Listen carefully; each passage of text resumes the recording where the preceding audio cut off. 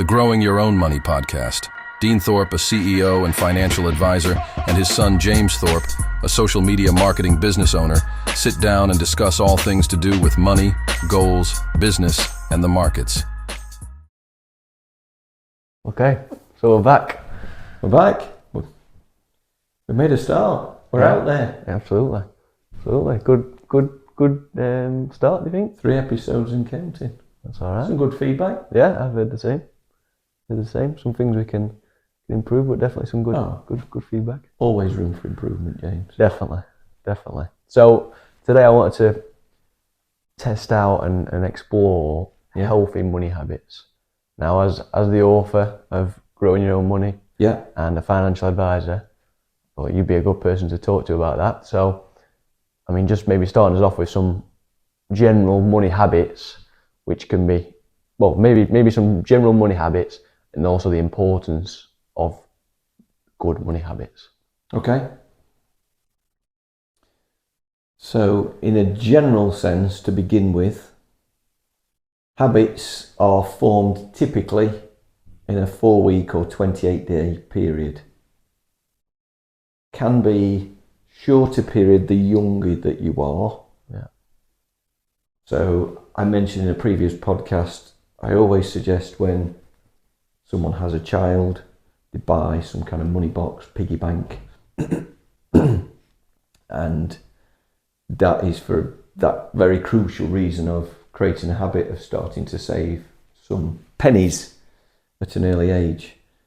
That's assuming children still get pennies these days, True. Of course.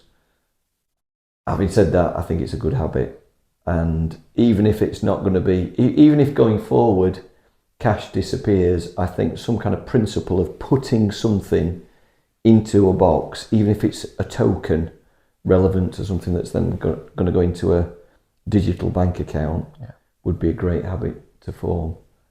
Because as human beings, we are habitual. We create habits. We have habits. We are habit making animals. So apply that to money. Make sure you apply it in a positive way. And the thing about money habits, just like going to the gym, just like eating, just like drinking, if we want to talk about alcohol, it's all about balance and making sure that the habits you create are positive habits that you actually want. Because of course some money habits can be negative. If you get into a spending spiral and your habit is to spend everything you earn and even more than that, then that's a negative money habit. Yeah. And it's a negative habit that you need to get yourself out of. So first off, recognizing that habits are all around us and identifying whether yours is a positive or negative one in terms of your relationship with money is important. What that means is initially you might be unconsciously, so not consciously aware of your money habits.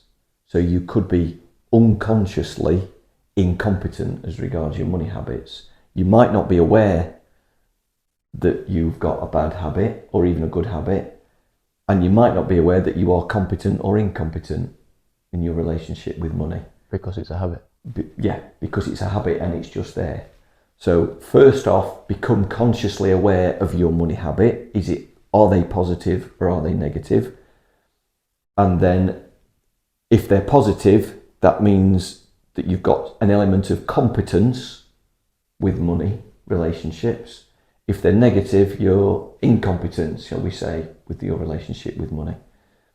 Once you've identified that, so you become consciously competent or consciously incompetent, you can then start to take some actions that will change your habits over typically a 28-day period. Let's say everybody listening to this is an adult and it's going to take 28 days because that's a good measure in terms of creating habits.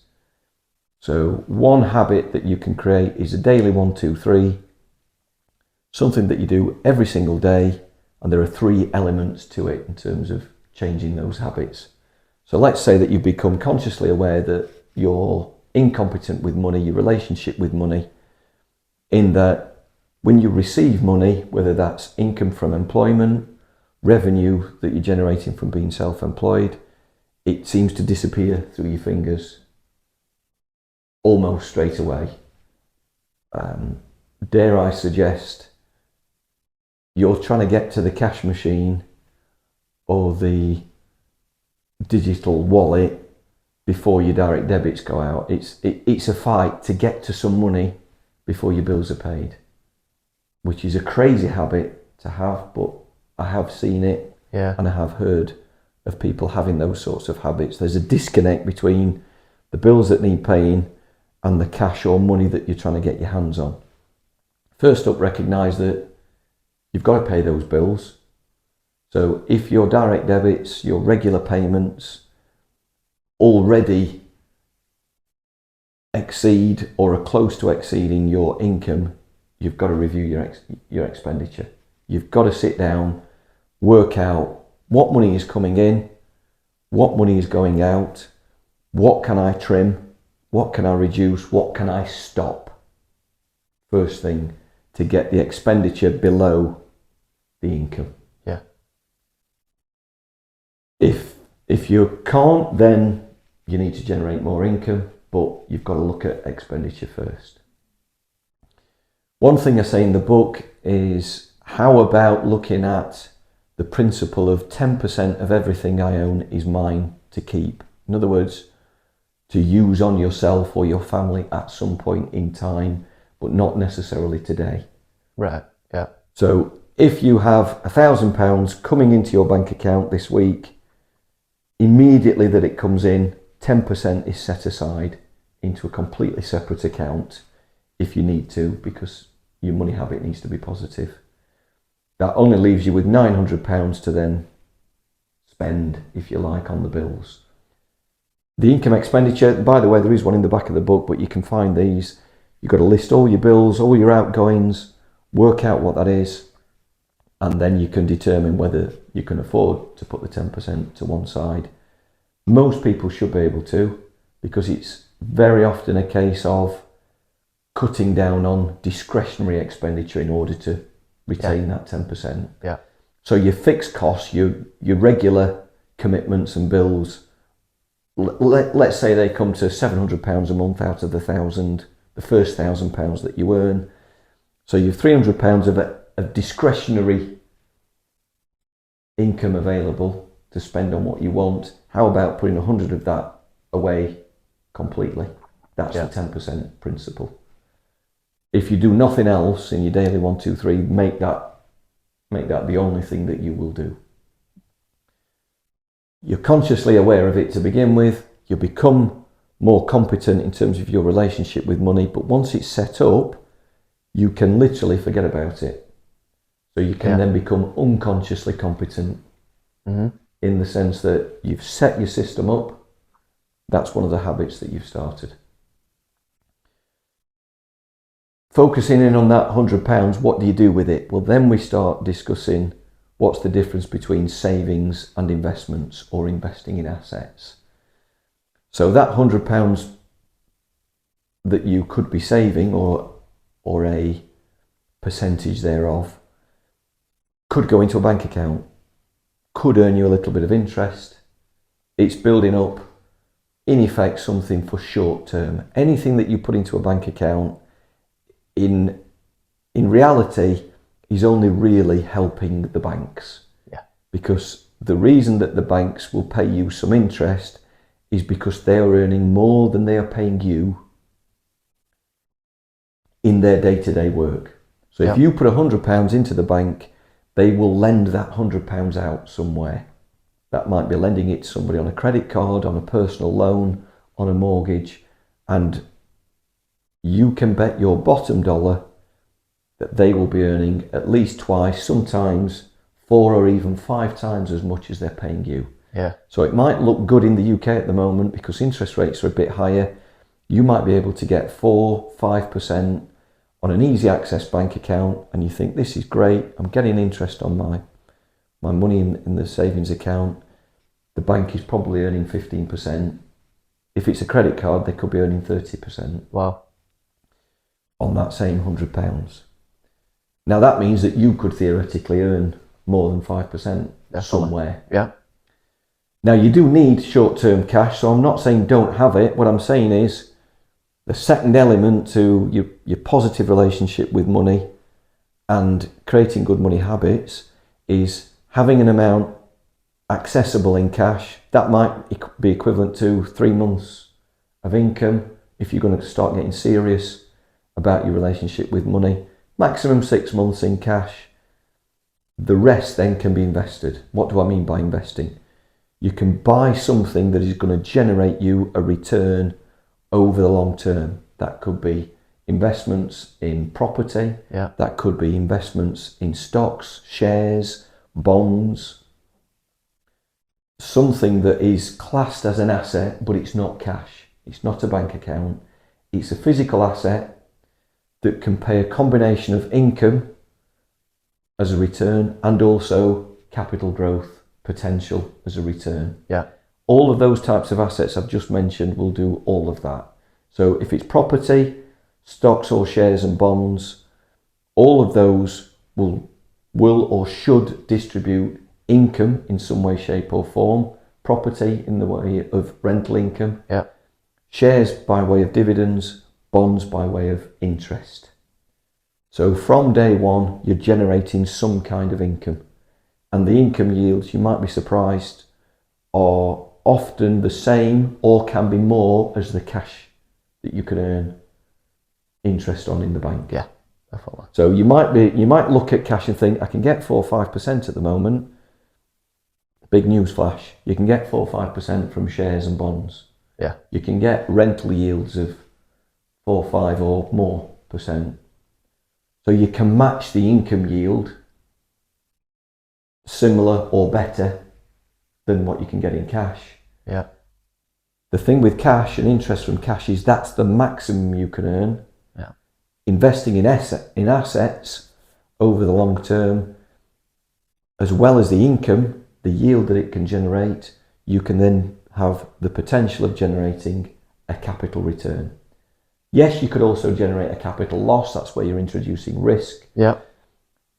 In my experience, the risk of loss is high in the short term, low in the long term. What do I mean by that? If you're looking for quick wins, quick gains, you're trying to turn your money around in a short period of time, months or less than 5 years, the risk of a capital loss is higher. So yes, you can pick up the yield, but bear in mind that you might lose capital. Yeah. Whereas if you look beyond 10 years and you're looking 10 years or more into the future, the risk of capital loss is extremely low for the long term. And if you can look through the potential negative fluctuations in capital in those early years, you're picking up the income, the yield, the rental, the dividends, you'll get a capital return that helps match or exceed inflation. Yeah. Because the reason that you will invest rather than save all your money is in order to make sure that your money grows faster than the rate of inflation. That's the whole point of doing it. Otherwise, if there wasn't any inflation, you could keep everything in the bank and just pick up the interest. But if you just pick up the interest and inflation has been greater than 5% in the last couple of years, then the value of your money in real terms is reducing. Yeah. So the reason you invest in assets is to grow your money by more than inflation. And the long-term rate of inflation is still low single digit. The last 10 years, even though inflation's been high the last 2 or 3, the last 10 years and longer, inflation has been low single digit. So if you can get a return on your money over a 10-year period of mid to high single digits from a combination of a capital return and the yield, you should be growing your money, i.e. getting more money, but you should also be growing it by more than the rate of inflation. So in real terms, it's growing. Yeah. So good money habits is about identifying what does my short-term savings cash pot need to be, but what does my long-term invested assets really need to be. That's where your focus needs to be in terms of what money can do for you and how it can deliver. Definitely. Yeah.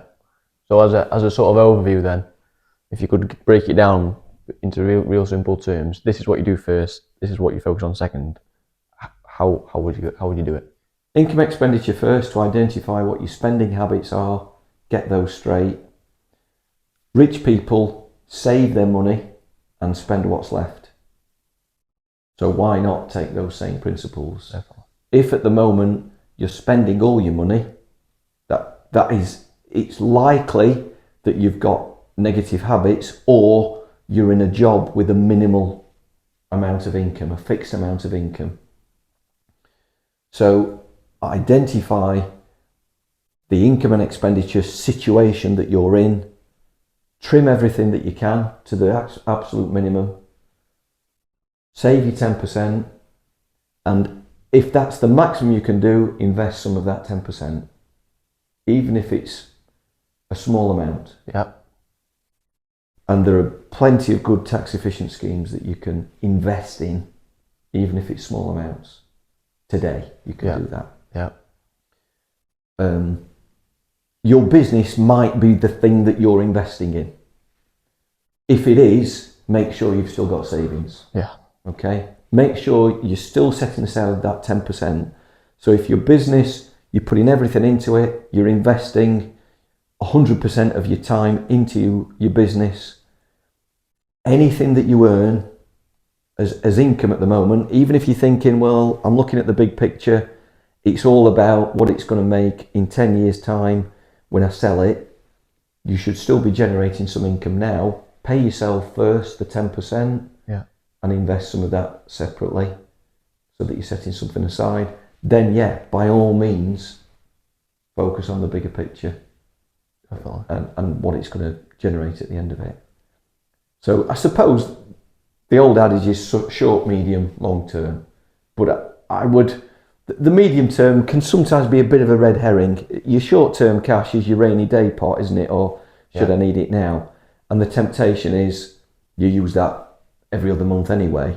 Your short term cash is money for things like holidays, discretionary expenditure over and above what you're spending month to month. Yeah. If you then borrow from that for other things, there isn't really a medium term. It's short term cash pot, long term investing in assets. Definitely. And assets should always win, particularly if you take that long term view, buy and hold. What if you're in a situation where you've had these negative money habits and you may have been doing it for years and years, you may be moving into your 30s, your 40s, your 50s, your 60s even. What's the situation there? Can they still get out of that situation? Definitely. So, two things. Number one, it's never too early. Number two, it's never too late. Yeah. Okay. So, example, straight out of the book. Let me even read it. Page 30. Okay. Chapter 3. It's never too late to be wealthy. And I use the example of the McDonald's founder, Ray Kroc. Raymond Albert Kroc. He was known as Ray Kroc. Kroc was an American businessman and bought into the McDonald's brothers' hamburger business in 1955. How old was Kroc, do you think, when he did that? I don't know. I'd reckon he was getting on for his 40s, 50s. He was way past his 50th. So he'd had many, many failures, and this was the thing that made the big time. Okay? So he was featured on Time 100, the most important people in the century who had amassed a fortune during their lifetime. And he even owned a well-known baseball team from 1974 to 1984 when he passed away. Another fast food giant, you want to guess? What we're going to say next? Yep, the KFC founder. He came to success much later in life, even older than Ray Kroc. So it is never too late to start looking at habits, whether that's around money or around personal development or around just your general health, physical and spiritual. In terms of the impact that it can have, and we can touch on this in another episode, to be fair, in terms of compounding and so on. But what I would just say at the moment is the percentages that you need to set aside are quite incredible if I can find it. The hard facts about wanting to try and retire early, and retiring is basically stop doing what you're doing now and start doing something else. But the principles about that are that you could start saving 10% now, so you could use the principle of 10%. If you do that as a young person, you're going to have more over the course of the next 30 to 40 years. If you're 50 now and you only start saving 10%, the impact of compounding on those lost years, it's still worth doing, but you're not going to set aside as much because of the time factor. So if you're a 40 or 50-year-old now, you might have to start saving 25%. Yeah. So the principles are, save 10% a year, you could retire in 40 to 50 years. Save 25% a year, and you could retire after 32 years. Save 50% a year, and you're reducing it to less than 20 years. Save 75%. Remember I said rich people save the money and spend what's left. Yeah. A lot of rich people will save 3/4 of what they generate, and you could retire in less than 10 years. Yeah.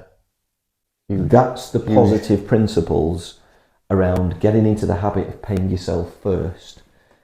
So, yeah, you could make it 10%. It's going to be a long time. It's going to be 30 to 50 years.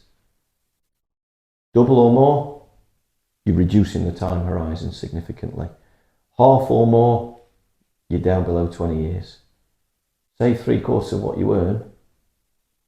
And a lot of people say, well, I can't afford to do that. Well, that's where you're at then. Yeah. That's where you're at. Just an The excuse. choice is yours. Yeah. Yeah. 100%. And I think that's quite inspiring if you look at it that way and you think, wow, 75% if I'm saving it and I'm investing it here and there. Yeah. And with a longer term horizon of only 10 years, Yeah.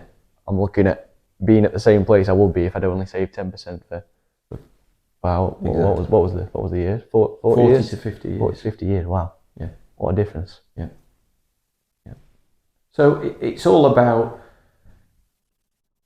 being aware of the potential and then deciding, right, what is my relationship with money? Am I going to create a positive habit? And it's one of those scenarios where 10% is still better than nothing. Definitely. Okay? That's the principle here. And then if you can put yourself in a position where at the moment, most of the money that you are generating or earning in some way, shape or form is going straight out the door, then your relationship with money isn't necessarily a positive one, unless some of that money that's going out the door is investing somehow. Yeah. And remember, for some people, spinning the potential negative, if some of the money that's going out the door is a mortgage payment, you're investing. You're investing in the property that you're currently living in. Yeah.